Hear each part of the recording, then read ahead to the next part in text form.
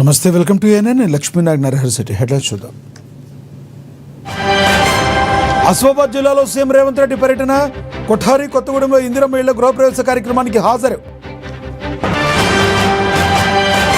AICC అధ్యక్షుడు ఖర్గేతో Telangana deputy CM బట్టి భేటీ. హేమంత్ సోరెన్తో చర్చల వివరాలు ఖర్గేకు వెల్లడి.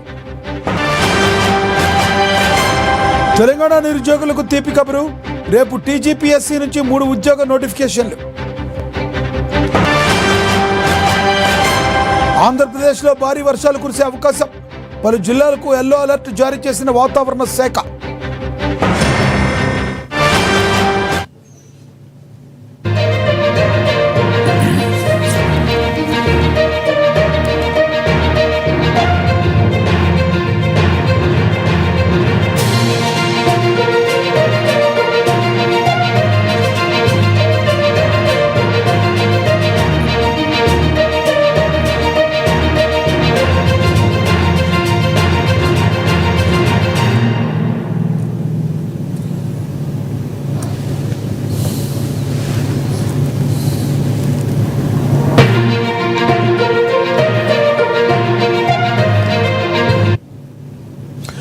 తెలంగాణ డిప్యూటీ సీఎం భట్టి ఢిల్లీలో ఏఐసీసీ అధ్యక్షుడు మల్లికార్జున ఖర్గేతో మర్యాదపూర్వకంగా సమావేశమయ్యారు.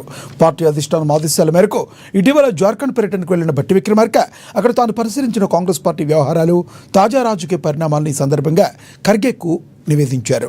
జార్ఖండ్లో త్వరలో జరగబోయే రాజ్యసభ ఎన్నికల నేపథ్యంలో ఆ రాష్ట్ర ముఖ్యమంత్రి హేమంత్ సోరెన్తో తాను జరిపిన చర్చల వివరాలను deputy CM Bhatti Vikramarka AICC అధినేతకు వివరించారు. రాజ్యసభ ఎన్నికల్లో ఇండియా కూటమి భాగస్వామ్య పక్షాలన్నీ ఏకతాటిపైకి వచ్చి ఒక ఉమ్మడి వ్యూహాన్ని రూపొందించడానికి జరుగుతున్న ప్రయత్నాలను ఆయన ఖర్గే దృష్టికి తీసుకెళ్లారు.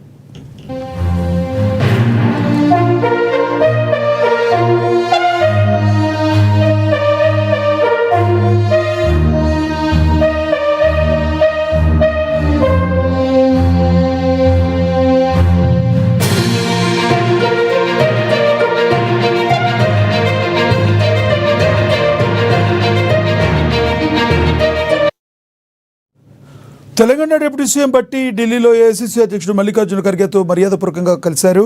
ఇక పార్టీ అధిష్టానం ఆదేశాల మేరకు ఇటీవల జార్ఖండ్ పర్యటనకు వెళ్లిన బట్టి విక్రమార్క అక్కడ తాను పరిశీలించిన కాంగ్రెస్ పార్టీ వ్యవహారాలు, తాజా రాజకీయ పరిణామాలను ఈ సందర్భంగా ఖర్గేకు నివేదించారు. జార్ఖండ్లో త్వరలో జరగబోయే రాజ్యసభ ఎన్నికల నేపథ్యంలో ఆ రాష్ట్ర ముఖ్యమంత్రి హేమంత్ సోరెన్తో తాను జరిపిన చర్చల వివరాలు డిప్యూటీ సీఎం బట్టి విక్రమార్క ఏఐసీసీ అధినేతకు వివరించారు. రాజ్యసభ ఎన్నికల్లో ఇండియా కూటమి భాగస్వామ్య పక్షాలన్నీ ఏకతాటిపైకి వచ్చి ఒక ఉమ్మడి వ్యూహాన్ని రూపొందించడానికి జరుగుతున్న ప్రయత్నాలను ఆయన ఖర్గే దృష్టికి తీసుకెళ్లారు.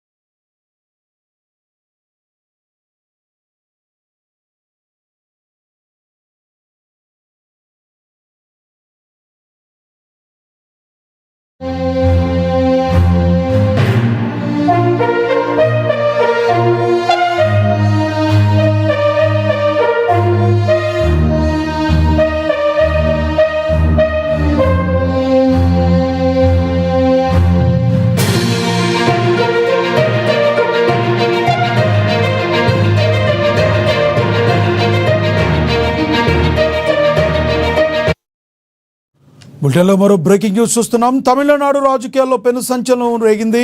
సరికొత్త రాజకీయ వ్యూహాలు ఇప్పుడు హాట్ టాపిక్గా మారాయి. టీవీకే అధినేత విజయ్ భార్య సంగీత స్వర్ణలింగం త్వరలోనే బీజేపీ తీర్థం పుచ్చుకోబోతున్నారనే ఊహాగానాలు రాజకీయ వర్గాల్లో తీవ్ర కలకలం రేపుతున్నాయి. విజయ్కు రాజకీయంగా చెక్ పెట్టేందుకే బీజేపీ అధిష్టానం ఈ మాస్టర్ ప్లాన్ వేసినట్టుగా ప్రచారం జరుగుతుంది. విజయ్ రాజకీయ ఎదుగుదలకు బ్రేకులు వేసేలా ఆయన భార్య సంగీతను పార్టీలోకి తీసుకురావడానికి రంగం సిద్ధం చేసినట్టుగా సమాచారం. ప్రస్తుతం బీజేపీలో ఉన్న సీనియర్ మహిళా నాయకురాలు ఈ వ్యవహారంలో కీలక పాత్ర పోషిస్తున్నారని, సంగీతను ఒప్పించేందుకు తెర వెనుక ముమ్మర ప్రయత్నాలు చేస్తున్నారని సమాచారం.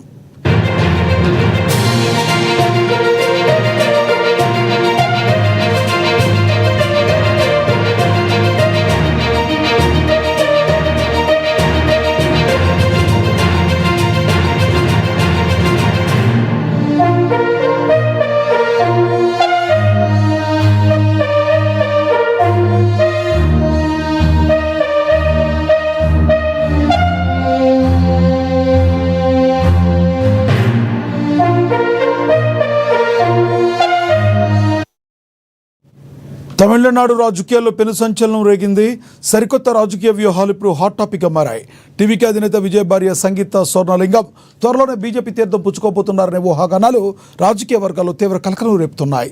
విజయ్కు రాజకీయంగా చెక్ పెట్టేందుకే బీజేపీ అధిష్టానం ఈ మాస్టర్ ప్లాన్ వేసినట్టుగా తెలుస్తుంది. ఇక విజయ్ రాజకీయ ఎదుగుదలకు బ్రేకులు వేసేలా ఆయన భార్య సంగీతను పార్టీలోకి తీసుకురావడానికి రంగం సిద్ధం చేస్తున్నట్టుగా తెలుస్తుంది. ప్రస్తుతం బీజేపీలో ఉన్న సీనియర్ మహిళా నాయకురాలు ఈ వ్యవహారంలో కీలక పాత్ర పోషిస్తున్నారని, సంగీతను ఒప్పించేందుకు తెర వెనుక ముమ్మర ప్రయత్నాలు చేస్తున్నారని సమాచారం.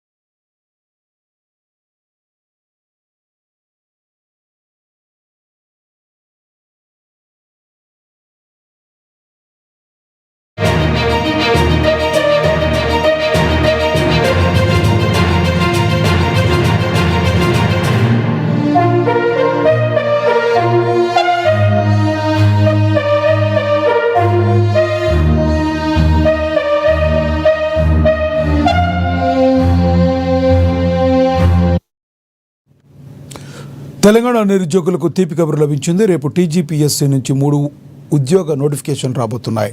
ఇకపై ప్రతి నెల 3 ఉద్యోగ నోటిఫికేషన్లు ఇస్తామని టీజీపీఎస్సీ చైర్మన్ వెంకటేశం తెలిపారు.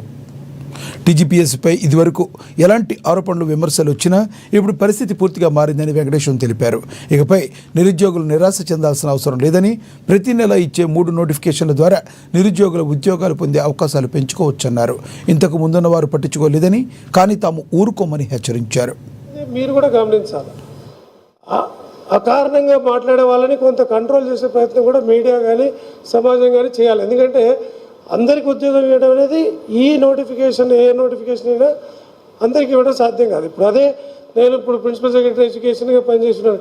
అక్కడ అందరు బాగా చదివారు అనుకోండి, అందరికీ డిస్టింక్షన్ మార్కులు రావచ్చు. It is possible. Everybody getting 90+% if everybody is writing well possible. ఇక్కడ అది సాధ్యం కాదు. ఉన్న పోస్టులు 20 కాబట్టి ఎన్ని రకాలుగా మనం ప్రయత్నం చేసినా నేను చివరికి 20 మందికే ఉద్యోగం ఇవ్వాలి. కాబట్టి కొన్ని అపోహలు కానీ బయట అసత్యాలు కానీ ప్రచారం చేసే వాళ్ళు ఉంటారు.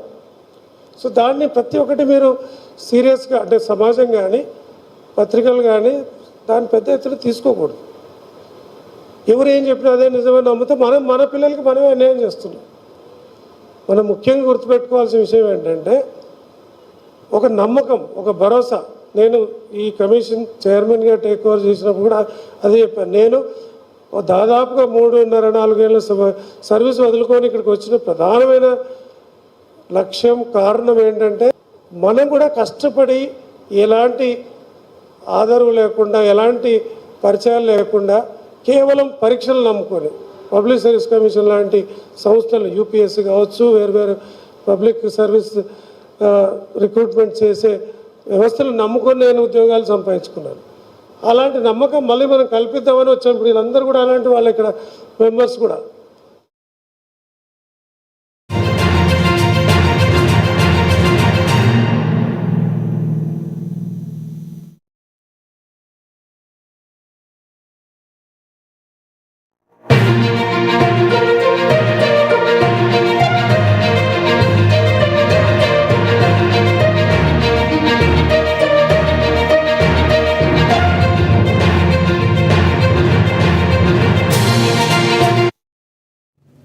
తెలంగాణ జనసేన పార్టీకి ఊహించని షాక్ తగిలింది. రేపు తెలంగాణ ఆవిర్భావ దినోత్సవాన్ని పురస్కరించుకుని హైదరాబాద్లో భారీ సభ నిర్వహించాలని భావించిన జనసేన నేతలకు నిరాశ ఎదురైంది.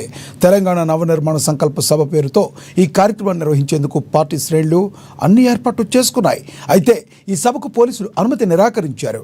ఆంధ్రప్రదేశ్, తెలంగాణ రాష్ట్రాల మధ్య చోటు చేసుకున్న రాజకీయ పరిణామాలు, అలాగే రేపు రాష్ట్ర అవతరణ దినోత్సవం సందర్భంగా ప్రభుత్వం నిర్వహించే అధికారిక కార్యక్రమాల దృష్ట్యా ఈ నిర్ణయం తీసుకున్నట్లుగా తెలుస్తుంది. శాంతి భద్రతల సమస్యలు తలెత్తకుండా ఉండేందుకే జనసేన సభకు పర్మిషన్ నిరాకరించినట్లు పోలీసు వర్గాలు చెప్పుకొస్తున్నాయి.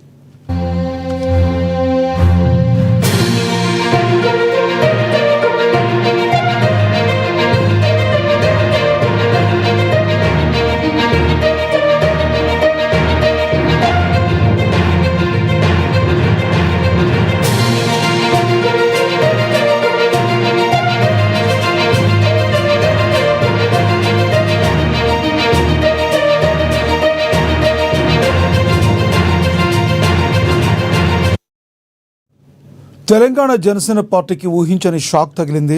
రేపు తెలంగాణ ఆవిర్భావ దినోత్సవాన్ని పురస్కరించుకుని హైదరాబాద్లో భారీ సభ నిర్వహించాలని భావించిన జనసేన నేతలకు నిరాశే ఎదురైంది. తెలంగాణ నవనిర్మాణ సంకల్ప సభ పేరుతో ఈ కార్యక్రమాన్ని నిర్వహించేందుకు పార్టీ శ్రేణులు అన్ని ఏర్పాట్లు చేసుకున్నాయి. అయితే ఈ సభకు పోలీసులు అనుమతి నిరాకరించారు. ఆంధ్రప్రదేశ్ తెలంగాణ రాష్ట్రాల మధ్య చోటు చేసుకుంటున్న రాజకీయ పరిణామాలు, అలాగే రేపు రాష్ట్ర అవతరణ దినోత్సవం సందర్భంగా ప్రభుత్వం నిర్వహించే అధికారిక కార్యక్రమాల దృష్ట్యా ఈ నిర్ణయం తీసుకున్నట్లుగా తెలుస్తుంది. శాంతి భద్రతా సమస్యలు తలెత్తకుండా ఉండేందుకే జనసేన సభకు పర్మిషన్ నిరాకరించినట్లుగా పోలీసు వర్గాలు చెప్పుకొస్తున్నాయి.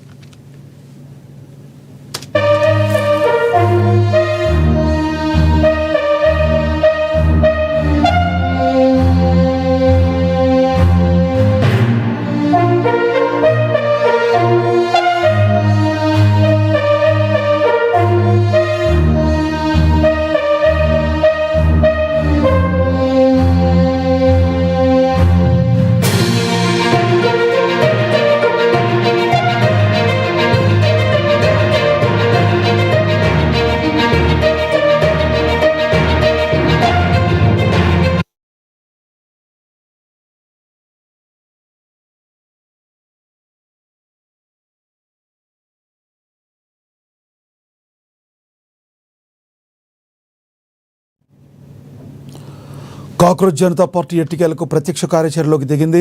కేంద్ర ప్రభుత్వంపై ఆ పార్టీ ఫౌండర్ అభిజిత్ దీప్కే యుద్ధాన్ని ప్రకటించారు. నీట్, సిబిఎస్ఈ పరీక్షల పేపర్ లీకేజీల వ్యవహారంపై ఆయన మండిపడ్డారు. ఈ లీకేజీలకు నైతిక బాధ్యత వహిస్తూ కేంద్ర విద్యాశాఖ మంత్రి ధర్మేంద్ర ప్రధాన్ తక్షణమే తన పదవికి రాజీనామా చేయాలని అభిజిత్ దీప్కే డిమాండ్ చేశారు. ఈ మేరకు ఆయన సోషల్ మీడియాలో ఒక వీడియోను విడుదల చేశారు. తాను త్వరలోనే ఇండియాకు తిరిగి వస్తున్నట్టుగా ప్రకటించిన అభిజిత్ ఈ నెల 6న ఢిల్లీలోని జంతర్ మంతర్ వద్ద భారీ ధర్నా చేపడుతున్నట్లుగా వెల్లడించారు. యువత విద్యార్థులు ఈ ధర్నాలో పెద్ద ఎత్తున పాల్గొని విజయవంతం చేయాలని పిలుపునిచ్చారు. जयपुर, महाराष्ट्र, दिल्ली, लेकिन फिर भी इनको कोई फर्क नहीं पड़ रहा। आज नीट के 22 लाख स्टूडेंट्स, सीबीएसई के 17 लाख स्टूडेंट्स, सीयूईटी के 16 लाख स्टूडेंट्स और एसएससी जीडी के 40 लाख स्टूडेंट्स, ऐसे 1 करोड़ से ज्यादा स्टूडेंट्स हैं जिनकी जिंदगी के साथ मजाक किया गया है सिस्टम द्वारा। इसकी वजह से स्टूडेंट्स बहुत ही ज्यादा एंशियस और परेशान है अपने फ्यूचर को लेकर। किसी को तो इसकी जिम्मेदारी लेनी होगी। इतने बड़े ब्लंडर के बाद भी अगर एजुकेशन मिनिस्टर रिजाइन नहीं करते तो इसका मतलब इस देश में अकाउंटेबिलिटी नाम की कोई चीज बची ही नहीं है। ऐसा लगता है कि सिस्टम जितनी चाहे उतनी गलतियां कर सकता है और उसके लिए कोई कॉन्सिक्वेंसेस है ही नहीं। सारे कॉन्सिक्वेंसेस स्टूडेंट्स के लिए है। ऐसा कब तक चलेगा? इसलिए अब वक्त आ चुका है। हम सबको साथ आना होगा और भारत के संविधान के रास्ते पर चलते हुए पीसफुली अपनी आवाज उठाकर धर्मेंद्र प्रधान के रेजिग्नेशन की डिमांड करनी होगी। अगर हम सब साथ मिलकर आवाज उठाएंगे तो जरूर इनको हमारी बात माननी होगी। मैंने डिसाइड किया है मैं 6 जून सैटरडे सुबह दिल्ली आऊंगा। आप सब मुझे एयरपोर्ट पर मिलिए। हम सब मिलकर पार्लियामेंट स्ट्रीट पुलिस स्टेशन जाएंगे और वहां पर जंतर मंतर पर एक पीसफुल प्रोटेस्ट करने के लिए परमिशन मांगेंगे। इंडिया का कॉन्स्टिट्यूशन हमें राइट देता है कि गलत के खिलाफ हम पीसफुल तरीके से अपनी आवाज उठा सकते हैं। उसी कॉन्स्टिट्यूशन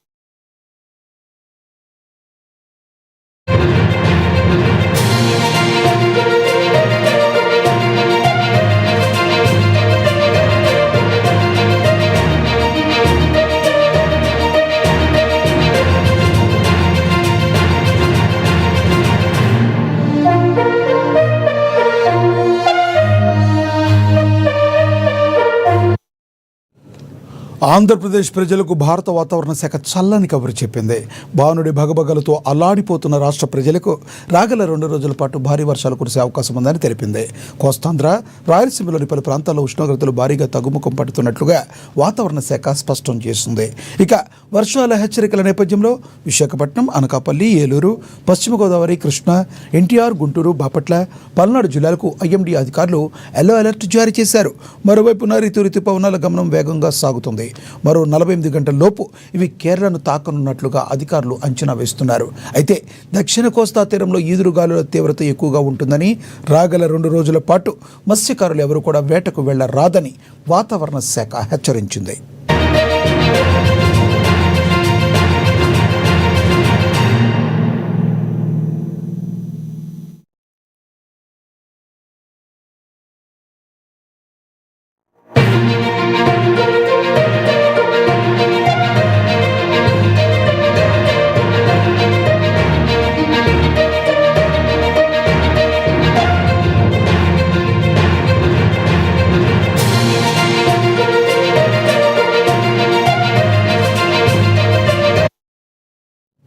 ఆంధ్రప్రదేశ్ ప్రజలకు భారత వాతావరణ శాఖ చల్లని కబురు చెప్పింది. బానుడి బగబగలతో అల్లాడిపోతున్న రాష్ట్ర ప్రజలకు రాగల 2 రోజుల పాటు భారీ వర్షాలు కురిసే అవకాశం ఉందని వెల్లడించింది. కోస్తాంధ్ర, రాయలసీమలోని పలు ప్రాంతాల్లో ఉష్ణోగ్రతలు భారీగా తగ్గుముఖం పడుతున్నట్లుగా వాతావరణ శాఖ స్పష్టం చేస్తుంది. ఇక వర్షాల హెచ్చరికల నేపథ్యంలో విశాఖపట్నం, అనకాపల్లి, ఏలూరు, పశ్చిమ గోదావరి, కృష్ణా, ఎన్టీఆర్, గుంటూరు, బాపట్ల, పల్నాడు జిల్లాకు ఐఎండీ అధికారులు ఎల్లో అలర్ట్ జారీ చేశారు. మరోవైపు నైరుతి రుతుపవనాల గమనం వేగంగా సాగుతుంది. మరో 48 గంటల్లోపు ఇవి కేరళను తాకుతున్నట్లుగా అధికారులు అంచనా వేస్తున్నారు. అయితే దక్షిణ కోస్తా తీరంలో ఈదురుగాలు తీవ్రత ఎక్కువగా ఉంటుందని, రాగల 2 రోజుల పాటు మత్స్యకారులు ఎవరు కూడా వేటకు వెళ్లరాదని వాతావరణ శాఖ హెచ్చరించింది.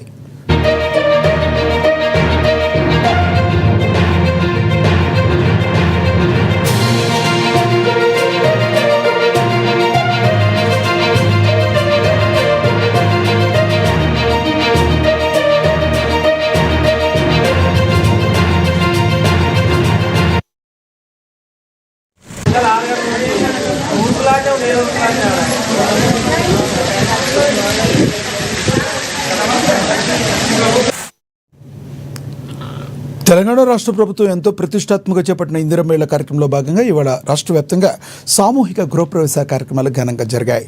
యాదాద్రి భువనగిరి జిల్లా యాదగిరిగుట్ట పట్టణం 6వ వార్డులో నిర్మించిన ఇందిరమ్మ ఇళ్ల గృహప్రవేశ కార్యక్రమాలను ప్రభుత్వం విప్ బీర్ల ఐలయ్య అడిషనల్ కలెక్టర్తో కలిసి ఘనంగా ప్రారంభించారు. యాదగిరిగుట్ట మండలం 6వ వార్డుకు చెందిన లబ్ధిదారులు రాహుల్ మాలతి, సుధగాని సంధ్య, నాగేష్ కుటుంబాల ఇందిరమ్మ ఇళ్లలో ఎమ్మెల్యే బీర్ల ఐలయ్య ప్రత్యేక పూజలు నిర్వహించి గృహప్రవేశం చేయించారు.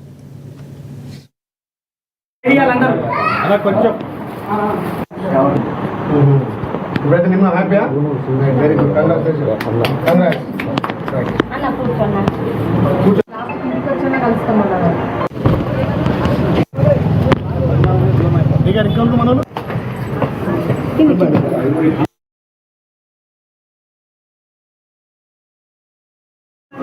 కట్టుకోలేదు.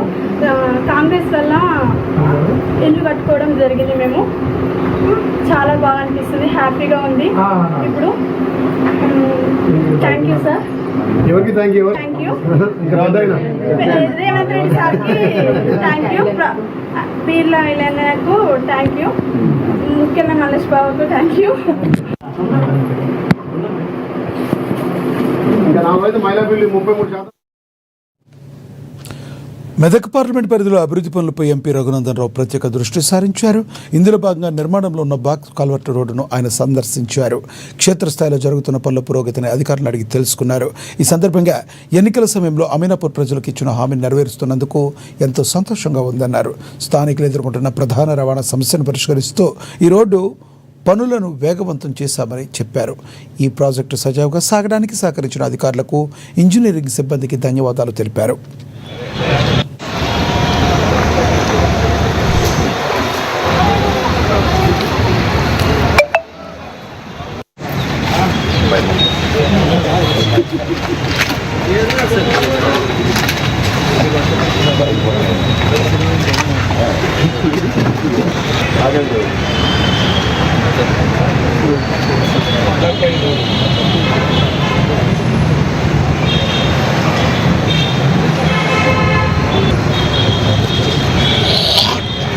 అమీన్పూర్కి బిహెచ్ఎల్ చౌరస్తా హైవే నుంచి ఒక స్ట్రైట్ రోడ్ ఉండాలని నేను ఎన్నికల ప్రచారానికి వెళ్ళిన సందర్భంగా చాలా కాలనీలలో ఉన్నటువంటి నాయకులు, ప్రజలు, సార్ అసలు మా అమీన్పూర్ అనేది ఇంత పెద్ద పంచాయతీ, ఇంత పెద్ద చరిత్ర ఉన్న ప్రాంతం, మాకు నేషనల్ హైవే బిహెచ్ఎల్ చౌరస్తా నుంచి ఒక స్ట్రైట్ రోడ్ లేక మా ఊరికి ఐడెంటిటీ లేకుండా పోతూ ఉంది, చాలా ఇబ్బంది అవుతుంది, అవస్థ అవుతూ ఉంది.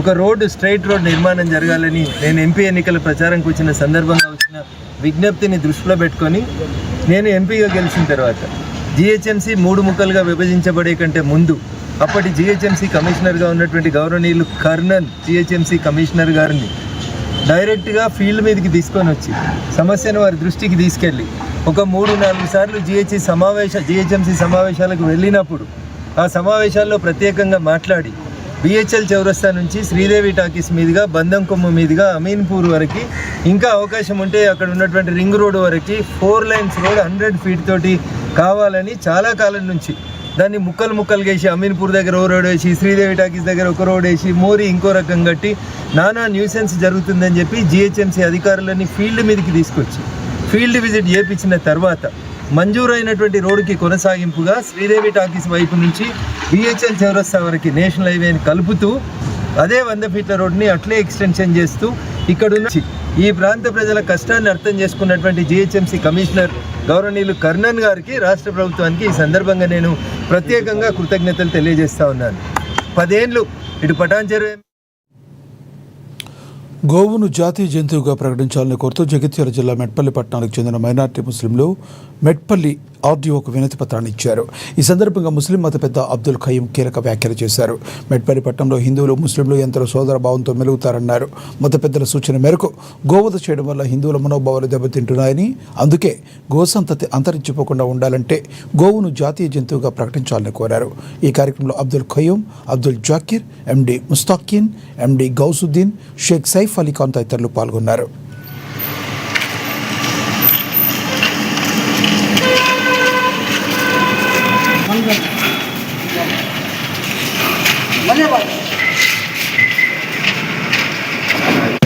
నమస్కారం, నా పేరు అబ్దుల్ ఖయ్యూం, మెట్పల్లి వాసిని. నేను ఈరోజు ఆర్టీఓ ఆఫీస్కి మేము రావడం జరిగింది.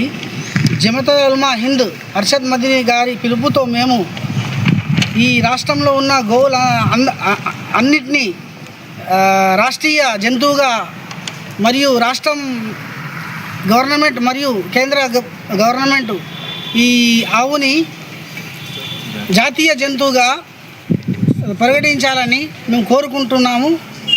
ఆర్టీఓ సార్ గారు మా ఈ మెమోరాండం కూడా తీసుకున్నారు. అందరికీ ధన్యవాదాలు, నమస్కారాలు. నా పేరు అబ్దుల్ జాకిర్. జమయత్ ఉలమా పిలుపు మేరంగా ఆర్టీఓ ఆఫీస్కి వచ్చినాము. మన మన ఆవు జంతుని జాతీయ జంతువు చేయాలని కోరుకుంటున్నాను. నమస్కారం. పల్నాడు జిల్లా పిడుగురాళ్ల పట్టణంలోని కుమ్మరిపాలెంలో ఎన్టీఆర్ భరోసా పెన్షన్ల పంపిణీ కార్యక్రమం ఘనంగా జరిగింది. ఈ కార్యక్రమంలో ఎమ్మెల్యే ఎరపతిరెడ్డి శ్రీనివాసరావు పాల్గొని లబ్ధిదారులకు పెన్షన్ను అందించారు. ఈ సందర్భంగా 1వ తారీఖు వస్తుందంటే ముసలి వాళ్ల కళ్లల్లో ఆనందం వెల్లివిరిసేలా పెన్షన్ల కార్యక్రమాన్ని సీఎం చంద్రబాబు చేపట్టారని కొనియాడారు. గతంలో ఏ తేదీన పెన్షన్లు పంచుతారో తెలియక లబ్ధిదారులు సతమతమయ్యేవారని, నేడు సెలవులతో సంబంధం లేకుండా 1వ తారీఖునే పెన్షన్లు పంచే విధంగా కూటమి ప్రభుత్వం చిత్తశుద్ధితో పనిచేస్తుందని గుర్తు చేశారు. 4,000, 6,000, 10,000, 15,000 ఇది పెన్షన్ విధానం మన రాష్ట్రంలో. అదే మీరు చూసుకుంటే మహారాష్ట్ర ఆర్థికంగా బలంగా ఉన్న రాష్ట్రం 500 రూపాయలు, గుజరాత్ 500 రూపాయలు, కర్ణాటక 1000 రూపాయలు, ఇలా ఆర్థికంగా బలంగా ఉన్న చాలా రాష్ట్రాల్లో పెన్షన్ చాలా తక్కువగా ఉంది. కానీ మన దగ్గర సంక్షేమ అభివృద్ధి కార్యక్రమాలు పేదవాళ్ళకి అందాలనే ఉద్దేశంతో గౌరవ ముఖ్యమంత్రి చంద్రబాబు నాయుడు గారు, ఉప ముఖ్యమంత్రి పవన్ కళ్యాణ్ గారు, భారతీయ జనతా పార్టీ, ఈ 3 పార్టీల కలయికలో ఉన్న ఎన్డీఏ ప్రభుత్వం ఆర్థికంగా ఇబ్బందులు ఉన్నా కానీ ఈ పెన్షన్ల విధానాన్ని పటిష్టంగా అమలు చేస్తూ ఉన్నాం. ఇప్పుడే మనం చూసాం, దివ్యాంగులు, వృద్ధాప్యంలో ఉన్నవాళ్ళు, కంటి చూపు లేని వాళ్ళు చాలా ఇబ్బంది పడే పరిస్థితుల్లో వాళ్ళకి ఒక ఆసరాగా ఈ అమౌంట్ వాళ్ళకి ఉపయోగపడుతూ ఉంది. మరలా ఇప్పుడు రాష్ట్రంలో 15 లక్షల పెన్షన్లు మళ్ళీ కొత్తగా ఇస్తున్నారు. అంటే మరలా రాష్ట్ర ప్రభుత్వం మీద నెలకి 800 కోట్లు అదనపు భారం మళ్ళీ పడుతూ ఉంది. అయినా 1924 మధ్య వైసీపీ ప్రభుత్వంలో ఆర్థిక వ్యవస్థ చిన్నభిన్నమైన ముఖ్యమంత్రి గారు తనకున్న అపారమైన అనుభవంతో ఈ కార్యక్రమాలను కూడా చేస్తూ ఉన్నారు. ఎక్కడ కూడా దీన్ని మనం వదిలిపెట్టలేం. అన్ని కార్యక్రమాలు పెన్షన్తో. కామారెడ్డి జిల్లాలో కొన్ని రోజులుగా మిస్టరీగా మారిన మిస్సింగ్ కేసు విషాదాంతమైంది. భూతగదాల నేపథ్యంలో వ్యక్తి దారుణంగా హత్య చేసి శవాన్ని బావిలో పాతిపెట్టిన ఉదంతం వెలుగు చూస్తుంది. ఈ కేసు వివరాలను డీఎస్పీ మధుసూదన్ వెల్లడించారు. కామారెడ్డి మండలం లింగాపూర్ గ్రామానికి చెందిన బండారి రాజారెడ్డి ఇటీవల అకస్మాత్తుగా కనిపించకుండా పోవడంతో అతని కుమారుడు రంజిత్ పోలీసులకు ఫిర్యాదు చేశాడు. కేసు నమోదు చేసుకున్న పోలీసులు తనదైన శైలిలో దర్యాప్తు చేయగా అసలు నిజాలు బయటపడ్డాయన్నారు. నిందితులను అరెస్ట్ చేసి రిమాండ్కు తరలించగా కేసును వేగంగా ఛేదించిన పోలీస్ బృందాన్ని జిల్లా ఎస్పీ రాజేష్ చంద్ర ప్రత్యేకంగా అభినందించారు.